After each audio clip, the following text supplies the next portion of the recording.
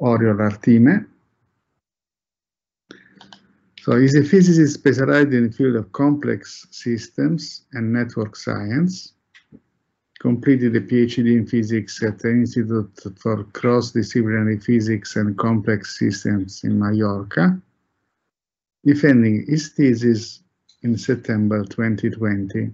Currently, he is a postdoctoral research at Bruno Kessler Foundation in Trento, working on topics at the interface between complex networks and statistical physics. The argument of his presentation is unraveling the role of node metadata in network robustness, feature-based percolation model. Please, you can start now. Okay, so I'm going to share my screen.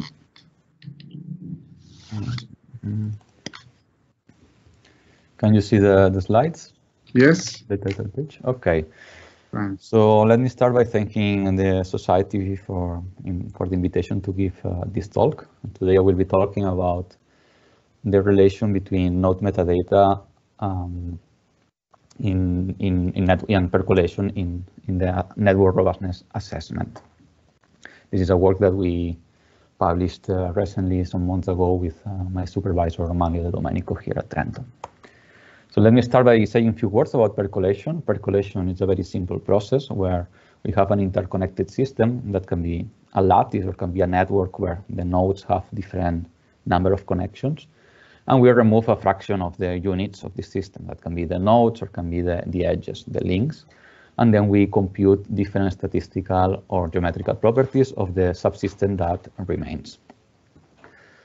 And well, you may think, okay, this is a very simple process, so why do people study percolation? First of all, because it's a very simple model, maybe the simplest model for a phase transition, when we don't need to define a temperature or a dynamics, like for example in the easing model, we don't need to define either a Hamiltonian. Also, it's a model quite flexible, and it has been used as a toy model to describe many different phenomena like gelation, the electric response of material. It has been used in epidemiology to understand the flow in porous media, etc. Also, it's relatively simple to do some mathematical calculations and to compute it, to simulate it in the computer. And from a practical point of view, it has been used as a first proxy to assess network robustness. And it's in this last point where I'm going to frame my talk today.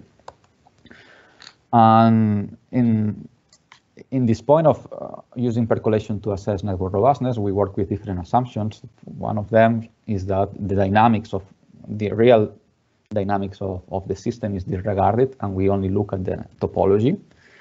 And this topology, the connectivity of the network, is related to its functionality, in the sense that for a network to function, system to function, it needs to be connected at least, right? And then we use these different topological properties as the metrics to describe for robustness. And since I was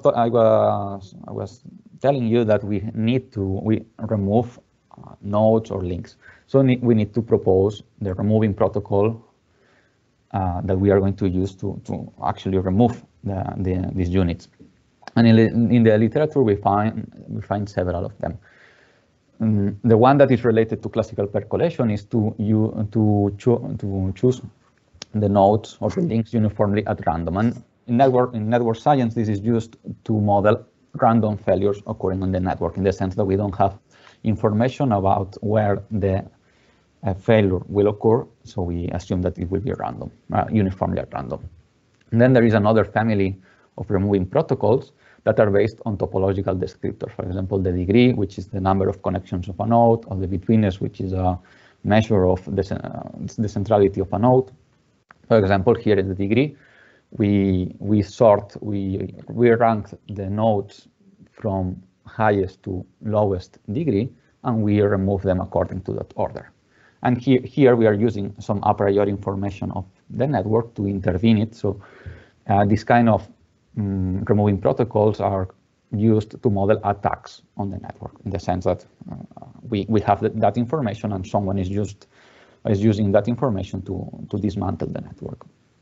And however, we know from empirical networks, from real systems, that also networks and nodes and links have some metadata defined on them, right? And we could proceed accordingly. We could rank. We could proceed in the same way that in the topological descriptors, we could rank the nodes according to their importance in a feature space, in the metadata space, and remove them accordingly.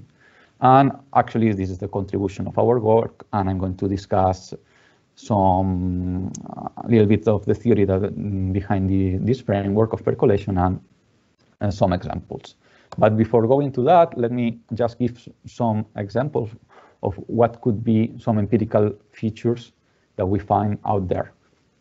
And we will see that these features are related in a non-trivial way with the degree, with the number of connections of the nodes. Here I'm showing two examples. On the left, we have Wikipedia, where we take the nodes of the network. Here are the articles. The degree is the number of hyperlinks that an article have to other articles. And here the feature is considered as the number of single editors that have edited that article. And we see that the trend, the relation between the degree and the feature here is positive.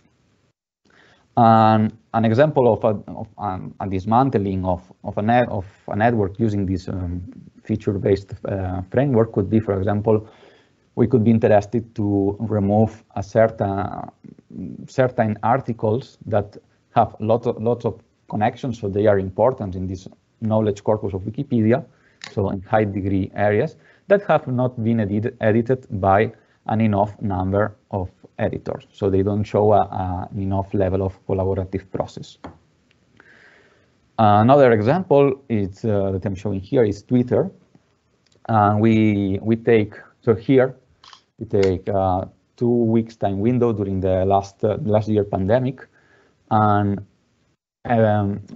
from every user we compute the degree, which is the number of followers that have, and we consider the feature the number of fake news that have posted during these 2 weeks time window. And we see here that the relation between degree and feature is negatively correlated. And an example of this framework of feature-based percolation could be to say, okay, I'm going to remove, here removing could be banning the users from the social network. I'm going to ban the users that show some level of social prominence, so they have from intermediate to large degrees, and that they share a significant level of fake news, a significant amount of fake news, let's say above the average. And we remove those nodes, we ban those nodes from the social network, and we see how the topological structure of the network that remains changes. Or another example, which this is actually the motivation that we had to start about this work. It was published last year. Here we compared two social networks, Twitter and Gap. For those that you don't know Gap, it's a social network very similar to Twitter with the same interface, but people don't get banned because of their opinions. So there's kind of, it lacks moderation, to say in some way. And the general question that we had is if the moderation had any influence on the topological properties of the network when the users were banned using different criteria.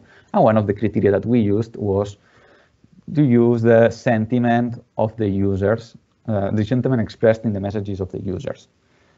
And here we were somehow removing from the network the users that were giving the most inflammatory content, and we checked how the topology was changing under these removals.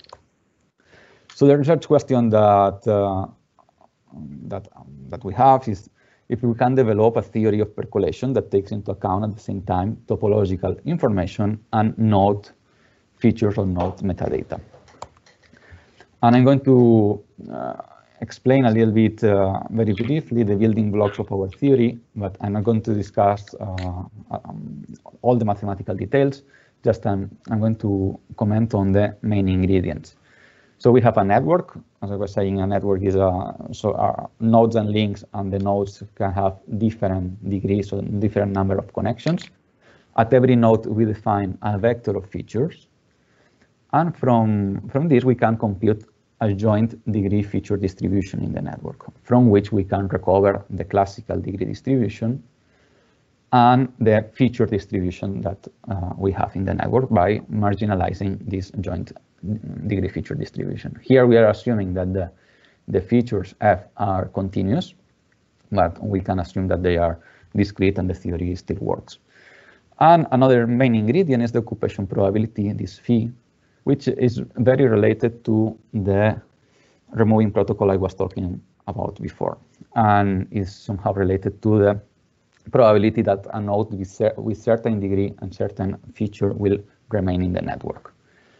And the metric that I'm going to discuss in this talk is the size of the giant connected component. That is the order parameter of the phase transition of percolation phase transition. And as you can see, it can be written in terms of the occupation probability and the joint degree feature distribution. And it will depend on this phi and the parameters encoded within this distribution.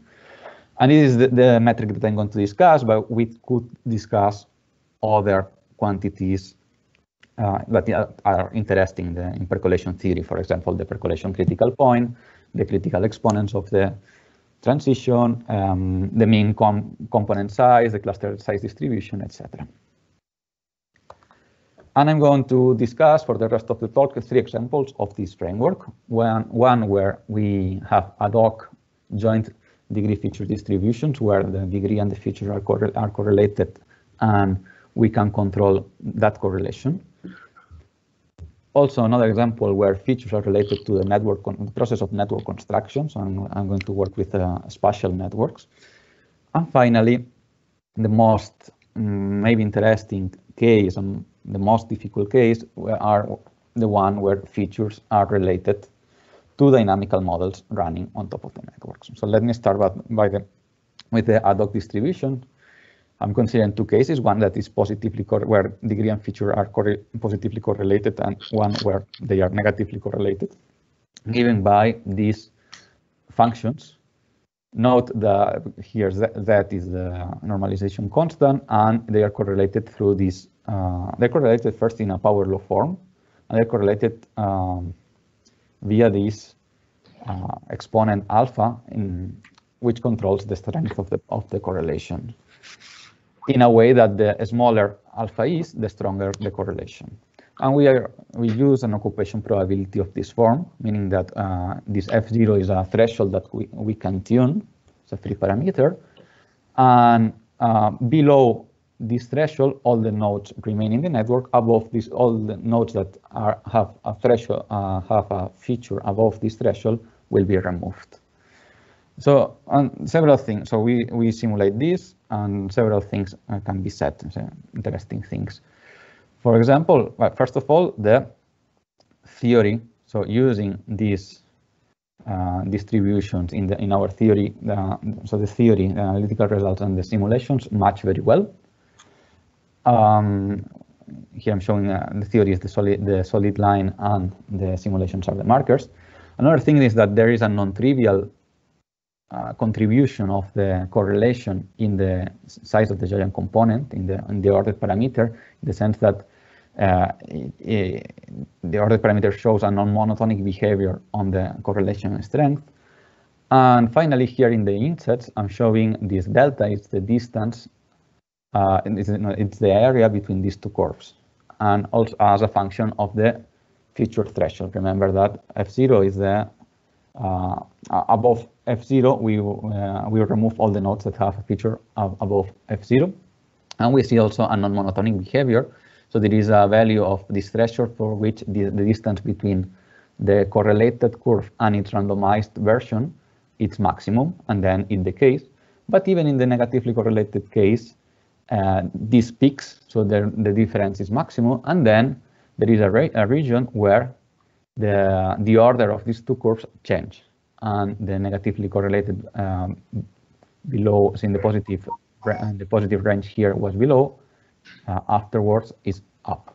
But this is just to show that with this simple example of ad hoc distributions, we can find a very rich phenomenology when these features are taken into account in the process of network robustness or network percolation.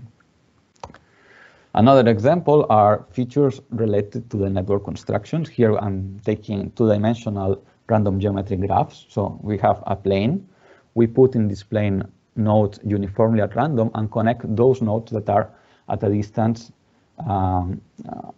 below a certain interaction radius.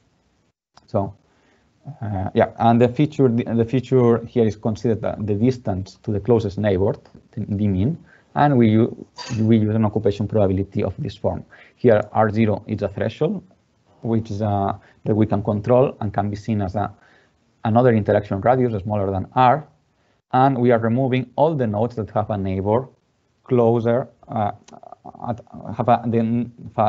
the closest neighbor at a distance smaller than R0. So let me show this with this plot, which maybe it's easier to understand.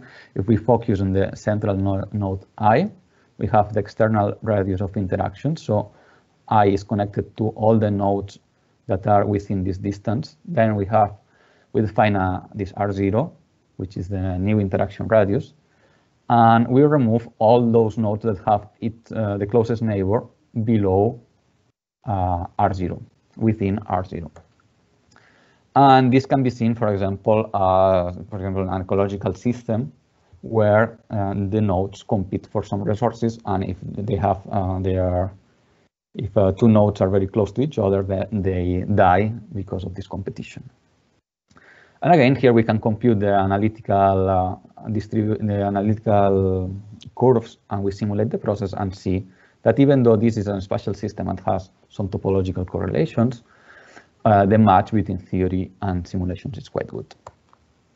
So let me explain the last example of today of this framework of feature-based percolation.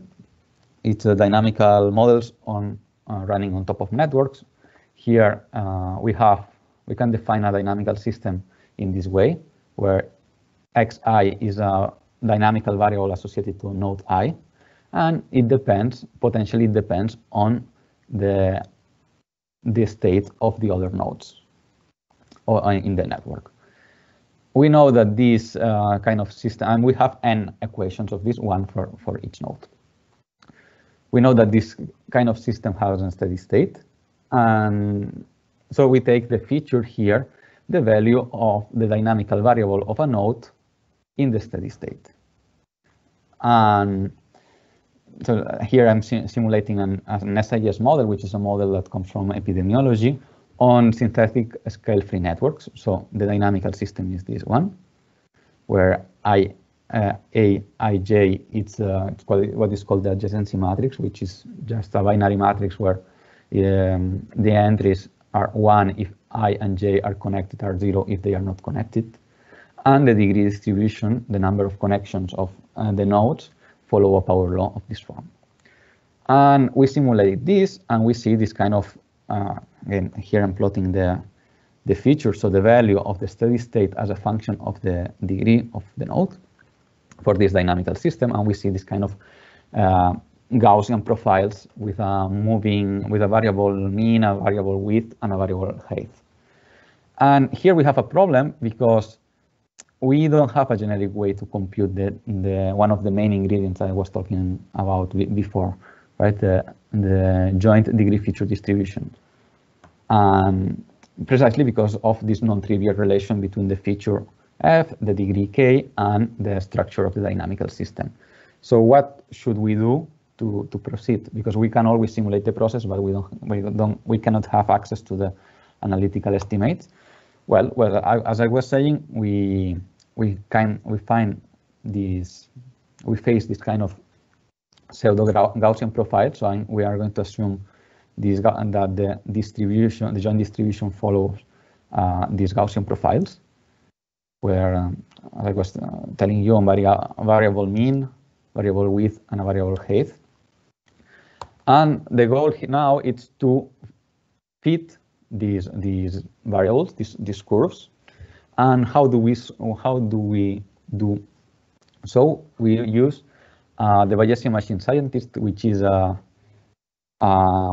machine learning technique that was introduced recently, which given a data set, give us the most plausible model that could generate that data set. So here it gives in an unsupervised way a fitting function and the parameters of this fitting function. So we are not assuming a fitting function and then we fit the parameters, but also this method gives us the function that will fit better the data set. So we proceed like this. We plug the mean, the width, and the height of these profiles. We plug it in the approximated joint distribution. We plug this in the theory, and we see that the simulations, which are the markers, and the solid line, the theory, match quite well. Here I'm plotting the size of the giant connected component as a function of the feature threshold. And physically, this means that we are removing, remember that F0 is this threshold above which we don't allow nodes to have to be present in the network if they have a feature above this F0. And the feature was the value of the steady state. So we are removing here the nodes that at the steady state are most likely to be infected. And it's important to note that with this Bayesian machine scientist, we can approximate any relation between feature and degree.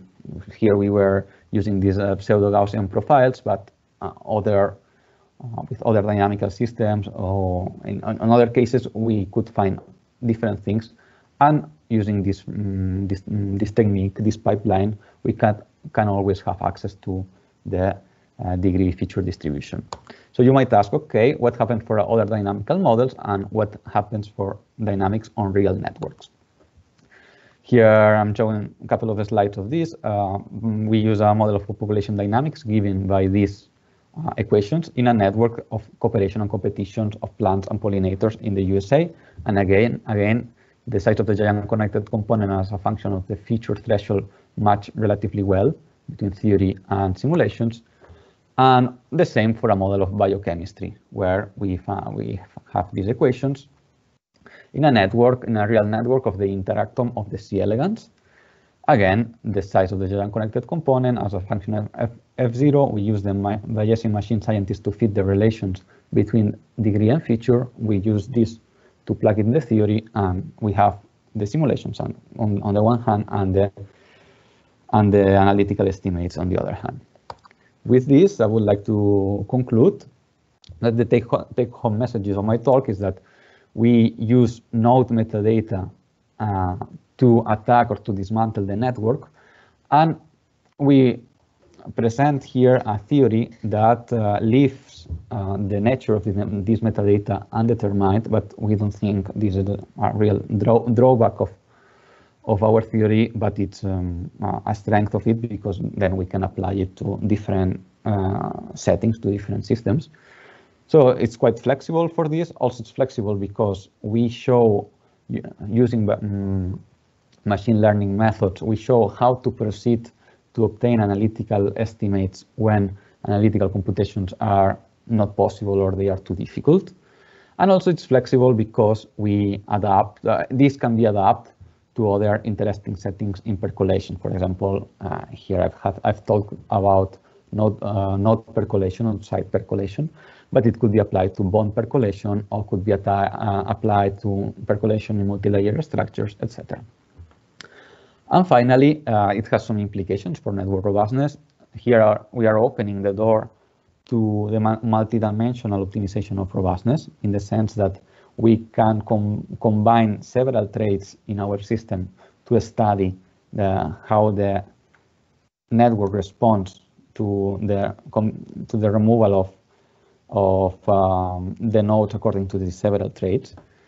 And we can even consider the case where the features are not constant, they are time dependent. So we are opening also the door to have a theory of time evolving robustness assessment, if you want, where we can take different snapshots of the network and apply to each of these snapshots all the theory, and from there we reconstruct kind of the curve as a function of time. With this, I would like to conclude. Thank you for your attention. Here you find the reference of the work, and I will be happy to take any questions. Thank you, Oriol. Thank you for this nice talk. I am not very used to these artificial intelligence methods, and I would like to really understand in what sense you are talking about a model or a theory which is provided by this method. Is there some class of models which you're looking for? I think we can think about this like it's a model of percolation, if you want. So percolation is the big model, right?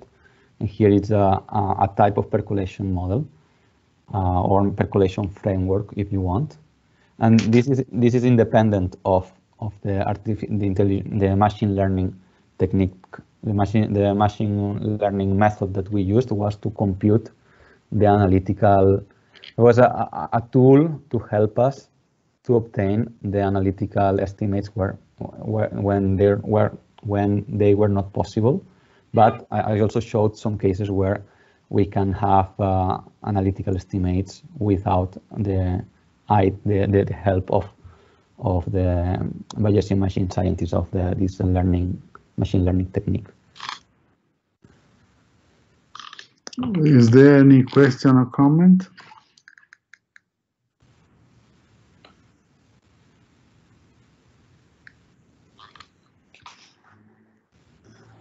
Salvatore Michiche, please. Hi, good evening, everybody, and thanks for this nice talk. I find it very interesting this percolation associated to features. Mm-hmm. But my question is, there is a paper by Shlomo Avlin and collaborators. It's a PNAS paper, in which they are trying to investigate bottlenecks in urban streets in Beijing or something like that. I don't know. Yes.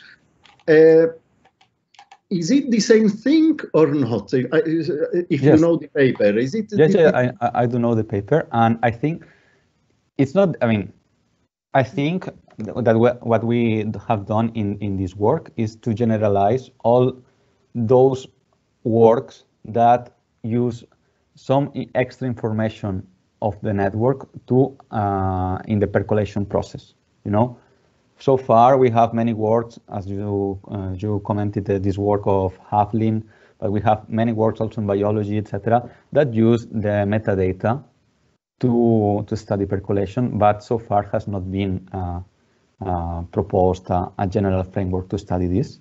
And this is what we have done in this work.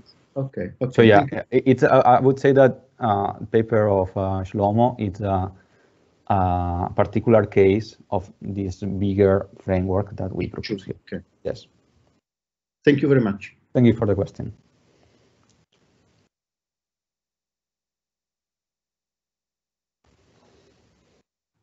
Other questions or comments? If not, let us thank Oriol again, and thank you so much.